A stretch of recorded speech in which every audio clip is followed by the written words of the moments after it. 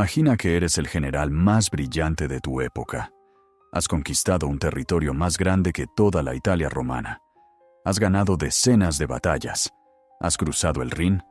Has desembarcado en Britania. Y entonces, en el último acto de 8 años de guerra, te enfrentas a un problema que ningún manual militar había resuelto jamás. Tienes a un enemigo encerrado en una fortaleza inexpugnable en lo alto de una colina. Y al mismo tiempo, sabes que un ejército de socorro de centenares de miles de hombres viene hacia ti por la espalda. Eres el asediador. Y de repente, tú mismo eres el asediado. ¿Qué haces? Lo que hizo Cayo Julio César en el otoño del año 52 a.C., a los pies de la ciudad gala de Alesia, fue algo que los historiadores militares de todos los siglos posteriores no han dejado de estudiar con una mezcla de asombro y perplejidad. No fue solo una batalla, fue una obra de ingeniería, de psicología, de logística y de mando que difícilmente tiene parangón en la historia antigua. Y su desenlace no solo cerró la guerra más larga que Roma había librado en Europa occidental, definió el destino del continente durante los 5 siglos siguientes. Si te apasiona descubrir los momentos en que la historia se jugó al todo o nada, suscríbete ahora al canal y cuéntame en los comentarios. ¿Sabías que en Alesia un solo hombre construyó 40 kilómetros de murallas en cuestión de semanas para combatir en 2 frentes al mismo tiempo? ¿Conocías la historia de Vercingetorix, el único caudillo galo que estuvo a punto de detener la expansión de Roma? Cada comentario que dejas es una razón para seguir contando historias como esta, y las seguirá habiendo. Para entender Alesia, hay que entender lo que la precedió. Cuando Julio César llegó a la Galia en el año 58 a.C. como gobernador de la Galia Cisalpina, nadie esperaba que aquella campaña se convirtiera en 8 años de guerra total. La Galia Transalpina era un mosaico de tribus celtas que se peleaban entre sí con entusiasmo y que en conjunto no parecían representar una amenaza estructurada para Roma. César los fue sometiendo uno a uno, tribu a tribu, aprovechando sus divisiones internas, sus rivalidades ancestrales y su incapacidad para actuar de manera coordinada. Para el año 54, había declarado la Galia Transalpina provincia romana y parecía que la conquista estaba consumada. Pero la conquista había dejado heridas profundas. Los galos habían visto cómo sus territorios eran saqueados, cómo sus hombres eran vendidos como esclavos por decenas de miles, cómo sus costumbres y su autonomía quedaban aplastadas bajo la bota legionaria. Y al final del año 54, algo cambió. En lugar de las habituales revueltas tribales aisladas, esta vez la resistencia fue diferente. El nombre de ese cambio era Vercingetorix, joven noble arverno de tal vez 30 años, hijo de un caudillo que había intentado ser rey de la Galia y que había pagado ese intento con la vida. Vercingetorix tenía algo que ningún líder galo anterior había tenido: la capacidad de pensar más allá de su propia tribu. Convocó a los galos a una asamblea en Bibracte y logró lo que parecía imposible: que tribus que se habían odiado durante generaciones pusieran en común sus ejércitos bajo un mando único, el suyo. Su estrategia era inteligente y brutalmente pragmática. Sabía que en campo abierto, los galos no podían ganar a las legiones romanas. La disciplina, el armamento y la experiencia de combate de los legionarios eran sencillamente superiores. Pero también sabía que Roma dependía del territorio que controlaba para alimentar a sus ejércitos. Así que ordenó la táctica de tierra quemada: destruir los propios campos de cultivo, quemar las propias aldeas, negar al invasor todo recurso antes de que pudiera apoderarse de él. Fue una decisión que requería una frialdad y una autoridad extraordinarias, porque significaba condenar al hambre a la propia población civil en el corto plazo para salvar la independencia gala en el largo. César estaba en la Galia Cisalpina cuando le llegaron las noticias de la rebelión general y de las masacres de colonos romanos. Cruzó los Alpes con urgencia reunió sus fuerzas y se puso en campaña.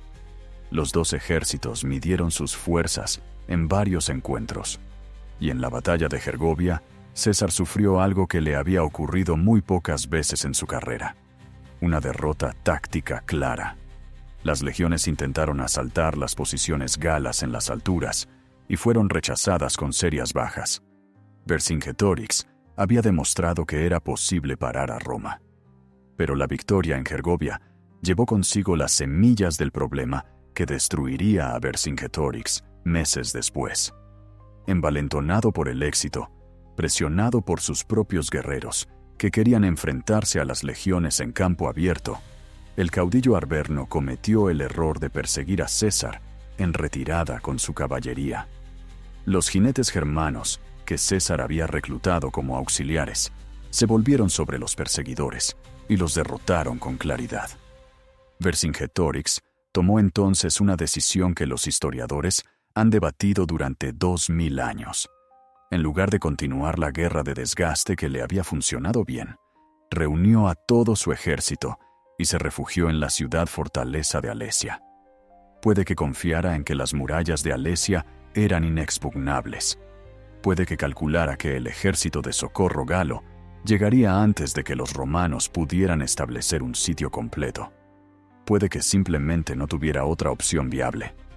Lo que es seguro es que aquella decisión convirtió a Alesia en el escenario del enfrentamiento definitivo entre la Galia libre y Roma. Alesia estaba construida sobre una colina de paredes casi verticales, flanqueada por dos ríos que protegían sus flancos orientales y occidentales. La llanura que se extendía al pie de la colina medía unos 5 kilómetros de largo. Las alturas que rodeaban el valle eran de una elevación similar a la de la propia ciudad, lo que significaba que cualquier atacante que intentara asaltarla tendría que subir bajo el fuego de los defensores.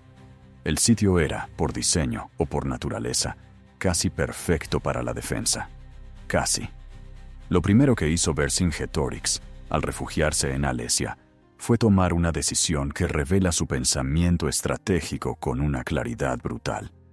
Antes de que el cerco romano se completara, envió fuera a toda su caballería, varios miles de jinetes, con instrucciones precisas: regresar a sus territorios de origen, reclutar a todos los hombres capaces de llevar armas y volver con un ejército de socorro lo bastante grande para aplastar a las legiones desde fuera mientras él atacaba desde dentro. Era un plan que dependía de la velocidad y de la coordinación, y que podía haber funcionado perfectamente si César hubiera tardado en reaccionar. César no tardó en reaccionar. Lo que construyó a continuación en las semanas siguientes es una de las obras de ingeniería militar más impresionantes de la antigüedad, y sigue siendo estudiada en las academias militares como ejemplo de solución creativa a un problema aparentemente irresoluble. Ante un enemigo que no podía ser tomado por asalto y que esperaba refuerzos del exterior, César ordenó construir no una, sino 2 líneas de fortificación paralelas y concéntricas. La primera, llamada circunvalación, rodeaba completamente Alesia por el interior.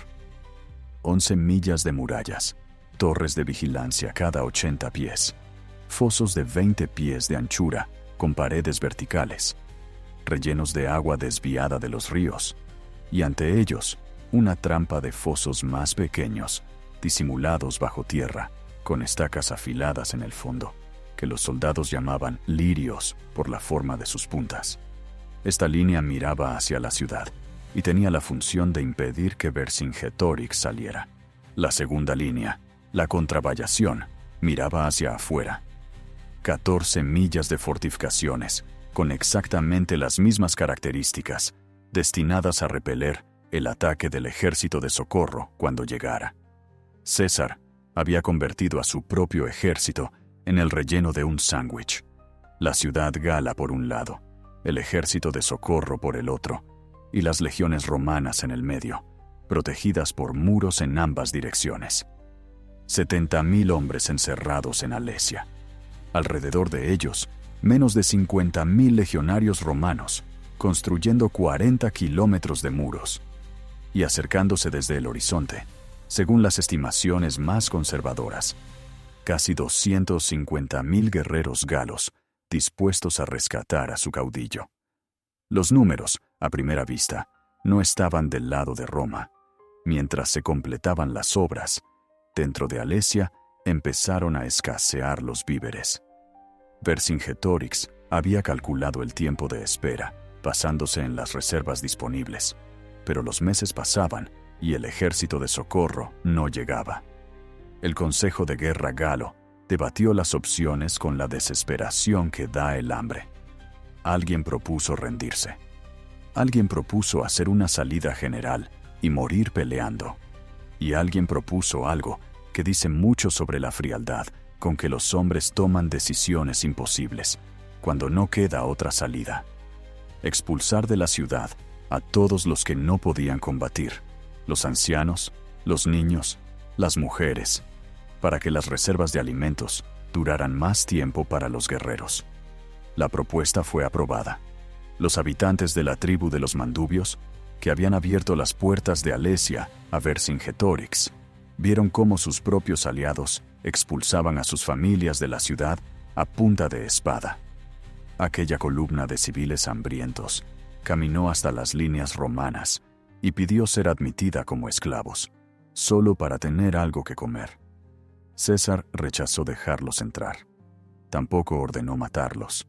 Los dejó morir de hambre entre las dos líneas de muros, en tierra de nadie, como un mensaje calculado a ambos bandos sobre el precio de la resistencia.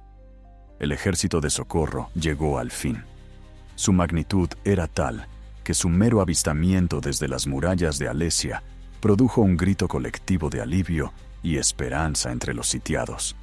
Los caudillos galos que lo comandaban, Vercasivela uno, Comnio otro, analizaron las defensas romanas y buscaron el punto débil. Lo encontraron en el norte, donde la extensión del terreno había impedido a los romanos cerrar completamente el círculo. La ladera norte de la colina tenía una posición romana, construida en terreno ligeramente desfavorable, ocupada por 2 legiones bajo el mando de los legados, Gayo Antistio Regino y Gayo Caninio Rebilo.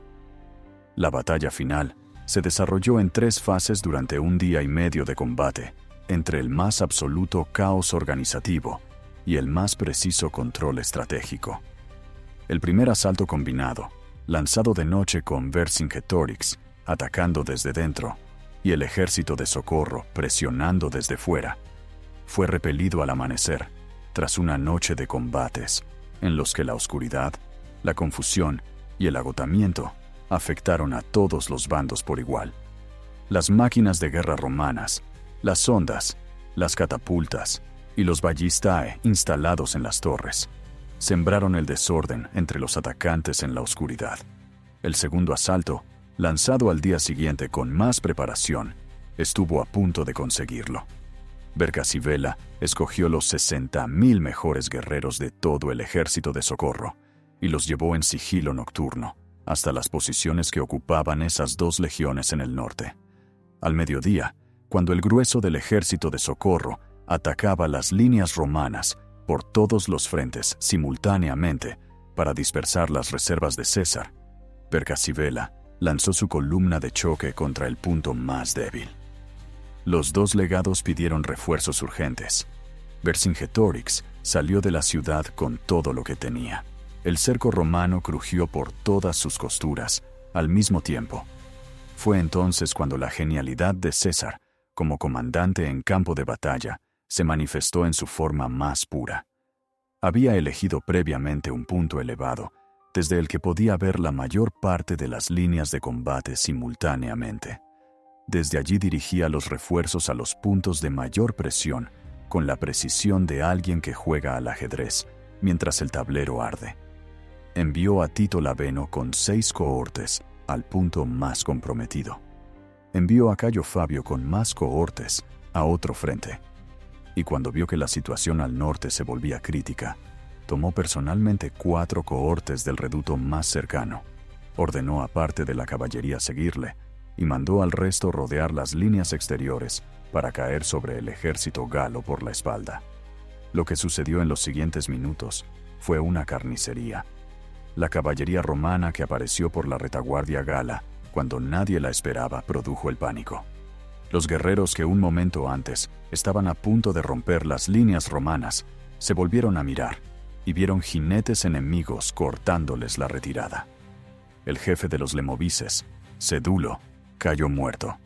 Vercasibela fue capturado vivo mientras huía. 74 estandartes militares galos llegaron a manos de César. La columna de 60.000 hombres, que había estado a punto de decidir la batalla, se disolvió en una estampida. Desde las murallas de Alesia, Vercingetorix vio cómo el ejército que había venido a salvarlo se desintegraba. Vio cómo sus guerreros que habían salido a atacar desde dentro retrocedían sin haber roto nada. Vio cómo el plan que había construido durante meses, la estrategia que había coordinado con media Galia, se deshacía en una tarde. Al día siguiente, convocó a sus lugartenientes y pronunció las palabras que los cronistas romanos recogieron con la solemnidad que se merecían. Dijo que había comenzado aquella guerra no por ambición personal, sino por la libertad común de todos los galos, que la fortuna había hablado con claridad, que él se ponía a disposición del consejo para lo que se decidiera. Si querían entregarlo vivo a los romanos o matarlo ellos mismos, ambas opciones le parecían aceptables. La asamblea decidió enviarlo a César. Lo que sucedió entonces tiene la forma de una escena teatral deliberadamente construida para la posteridad, y es muy posible que César la pensara así. Se sentó en su sede de mando, ante el campamento, vestido con sus insignias de general victorioso. Los príncipes galos desfilaron ante él y depositaron sus armas. Y entonces apareció Vercingetorix, el hombre que durante 2 años había sido la única figura capaz de unir a la Galia contra Roma, que había derrotado a las legiones en Gergovia, que había estado a 6 horas de victoria en Alesia. Se apeó de su caballo, arrojó su armadura a los pies de César y se sentó en el suelo sin decir una palabra. César lo mandó encadenar. No lo ejecutó en ese momento. Lo guardó para su triunfo en Roma, que celebraría 6 años después, en el 46 a.C. Vercingetorix desfiló encadenado ante la multitud romana durante el desfile triunfal y fue estrangulado ritualmente esa misma noche en el Tullianum, la prisión subterránea del Foro Romano. Había pasado 6 años en cautividad esperando ese momento. Las consecuencias de Alesia se desplegaron con la inevitabilidad de una avalancha. Sin el ejército de Vercingetorix, sin el liderazgo unificado que él había representado, los últimos focos de resistencia gala fueron aplastados en los meses siguientes, sin dificultad especial. La Galia fue dividida en provincias. El Senado romano decretó 20 días de celebraciones en honor de César, más que ningún otro general había recibido jamás. Y el propio César, de vuelta a Roma con la gloria de la conquista más espectacular en generaciones, utilizó ese capital político y militar para cruzar el Rubicón 2 años después e iniciar la guerra civil que terminaría por destruir la República Romana y establecer las bases del imperio. Alesia no fue solo el final de la Guerra de las Galias, fue el trampolín desde el que César saltó hacia el poder absoluto. Sin Alesia, sin esa victoria que convirtió a un general ambicioso y endeudado en el hombre más famoso del mundo romano, la historia del Mediterráneo habría sido otra. Si el imperio no, al menos una figura diferente, habría dado nombre a los 2 milenios siguientes de historia europea. Porque Julio César no murió siendo simplemente un general victorioso. Murió siendo el modelo sobre el que todos los gobernantes posteriores construyeron su imagen del poder. Los emperadores romanos tomaron su nombre como título. Los zares rusos lo latinizaron en forma de César. Los cáiseres alemanes hicieron lo mismo. Un caudillo que empezó en las colinas de la Galia termina dando nombre a todas las monarquías absolutas de Europa hasta el siglo XX. Los historiadores discuten si Vercingetorix fue un héroe o un estratega que cometió el error fatal de encerrarse en Alesia, cuando debía haber mantenido la guerra de movimiento que le había dado el éxito en Gergovia. La respuesta honesta es que probablemente ambas cosas son ciertas al mismo tiempo. Fue lo suficientemente brillante como para unir a la Galia, como nunca antes había estado unida, y lo suficientemente humano como para cometer el error que lo perdió todo. Los Francia posteriores lo convirtieron en símbolo nacional, en el primer héroe galo que se enfrentó al invasor, y levantaron una estatua en su honor en el lugar donde fue derrotado, lo cual es uno de esos gestos que solo los pueblos que necesitan sus derrotas, tanto como sus victorias, son capaces de hacer. En cuanto a César, Alesia fue su obra maestra táctica. 40 kilómetros de murallas construidas en semanas, un ejército dividido para combatir en dos frentes opuestos, simultáneamente, una gestión de reservas en tiempo real que exigía una visión del campo de batalla que ningún sistema de comunicaciones de la época podía garantizar de manera fiable, y una frialdad ante la presión que raya en lo inverosímil. Cuando el cerco crujía por todos lados al mismo tiempo, y cualquier general ordinario habría empezado a pensar en la retirada, César calculó dónde estaba el punto decisivo, tomó personalmente las cohortes que necesitaba y fue allí. Esa es la diferencia entre un buen general y uno que cambia la historia. La llanura donde estuvo Alesia, en lo que hoy es la región de Borgoña en Francia, es un lugar apacible de viñedos y campos de trigo que da muy poca idea de lo que ocurrió allí hace 2075 años. Los arqueólogos han encontrado los trazados de las líneas romanas, los fosos, las estacas, los restos de las torres de vigilancia. La tierra guarda todavía fragmentos de armas, de equipamiento militar, de los huesos de los hombres que murieron allí en aquellos días de octubre.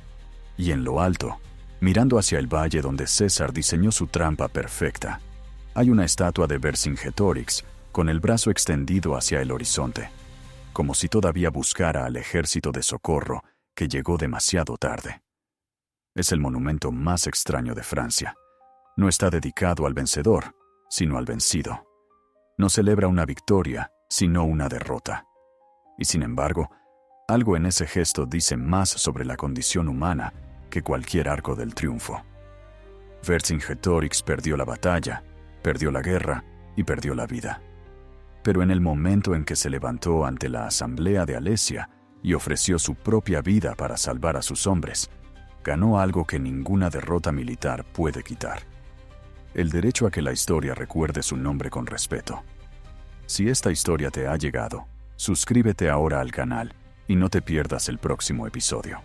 Cada semana rescatamos uno de esos momentos en que el mundo pudo haber sido completamente diferente, en que un hombre, una decisión, un ejército cambiaron el curso de los siglos sin que los protagonistas pudieran ver del todo lo que estaban construyendo o destruyendo.